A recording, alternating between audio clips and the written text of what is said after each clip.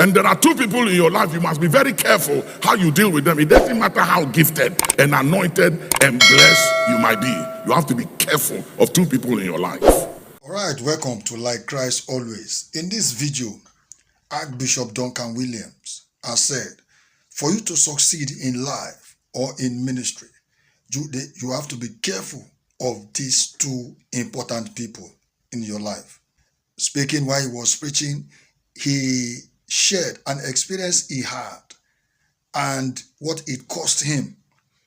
I needed to dive into this video and listen to the Archbishop and what he experienced.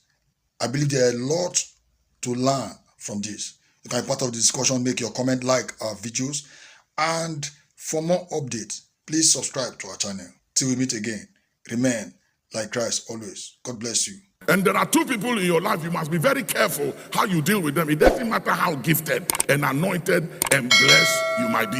You have to be careful of two people in your life. One is your biological father, because your biological father tells you your history, where you've come from. The second is your spiritual father. Your spiritual father shows you your future, where you are going, and directs you.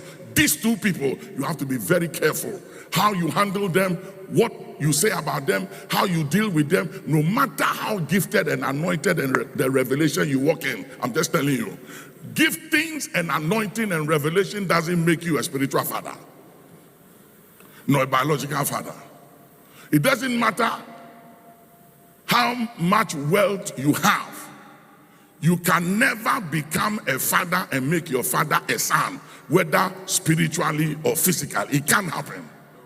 You can't change it. It is what it is. And it's time that people begin to understand implications. Because I see a lot of gifted people, anointed people, and they think their gift and the anointing is okay, and that they can do anything and get away with it. You are joking. It's just a matter of time. I remember when I began, I was very successful in Ghana as the first charismatic church. And I was having problem with my spiritual father, Archbishop Idahosa of blessed memory. Ora Robert came to Ghana. We filled the stadium during those days, huge. Inside, everywhere was packed. It got into my head. When I saw the numbers, it got into my head. I was very young at that time. And so when Ora Robert went back to America, he did a newsletter. And in the newsletter, he said that action was one of the branches of Archbishop Benson Idahosa. One of my young pastors saw that and said, it's wrong. You have to put a disclaimer on it. He's your spiritual father, but your church is not for him. I was very stupid, because if he's my spiritual father, he trained me. What is wrong if he claims that my church is his? Anyway, so I wrote to Ora Robert to change that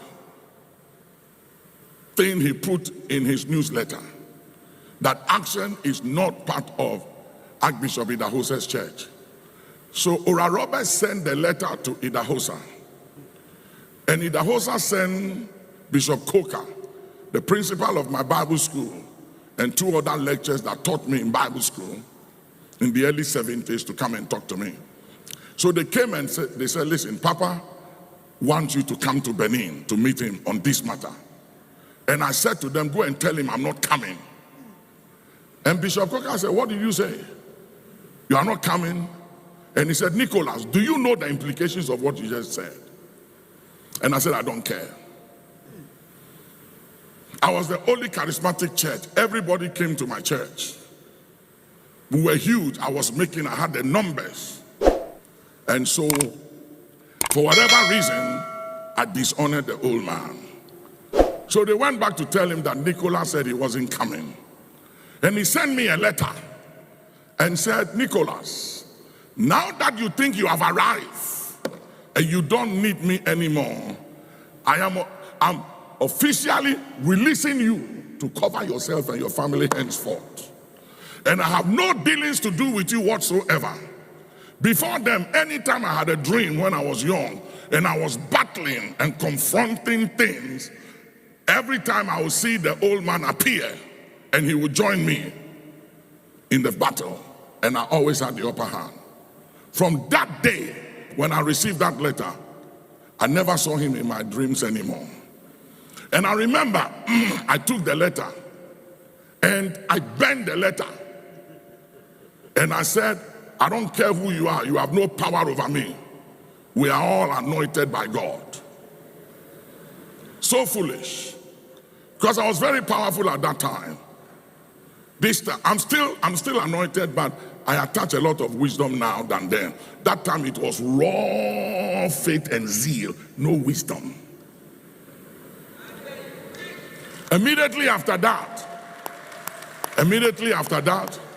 I started having some challenges with the then president, national security problems everywhere. It went on for 2 years. I have to relocate my family. And people said, leave the country. I said, no. I'm not leaving this country. God put me here. I will be here. And there were all kinds of things up to assassination attack. Bishop Nyankun remember. And the night before the assassination, the word of the Lord came and told us exactly what's going to happen and the time and everything. And it happened just as we were told. But God gave me an escape. He gave me an escape. And it went on for 2 years.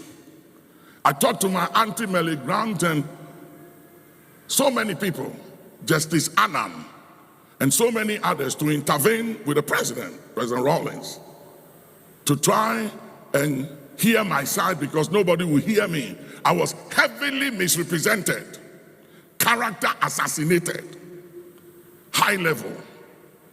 And one day, I went to London and somebody told me that Archbishop Idahosa was coming to London. He was speaking in Kensington Temple. So I cornered him. And when he stepped out of the car coming in, I fell on the ground and I said, mercy, mercy, mercy. Somebody scream, mercy. And you know what he said? He said, Satan, this fight is between me and my stand. Stand down, stay out of it.